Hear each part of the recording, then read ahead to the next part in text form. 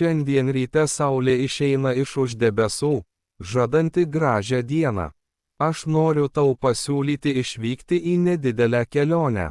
Galime gerti aromatingą kavą kelyje ir žiūrėti į gražius kraštovaizdžius.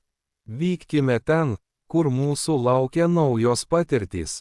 Jei pasistengsime, mes būtinai pateksime į įdomiausias vietas. Mūsų nuotykis tik prasideda, ir aš tikiu, kad viskas bus nuostabu. Svarbu išlaikyti gerą nuotaiką ir leisti sau džiaugtis smulkmenomis. Pakeliui galime nusipirkti suvenyrus atminimui. Nereikia toli nueiti nuo maršruto, tačiau nebijok tyrinėti naujų dalykų. Mes ruošiamės praleisti šią dieną naudingai ir su malonumu. Aš su pagarba žiūriu į tavo idėjas ir esu pasirengęs jas palaikyti. Kartais gyvenimas reikalauja drąsių sprendimų, tačiau tai verta. Jei imsiesi reikalo su entuziazmu, viskas būtinai pavyks.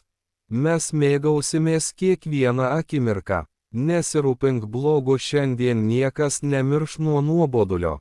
Greičiau sėskime į mašiną, mūsų laukia kelias. Kad ir kas nutiktų, mes susitvarkysime kartu. Mūsų maršrutas eina per gražiausius miestus. Laimę sudaro mažos džiaugsmo akimirkos. Mums teks pastatyti palapinę, jei nuspręsime nakvoti miške. Pakelkime nuotaiką muzika ir juoku.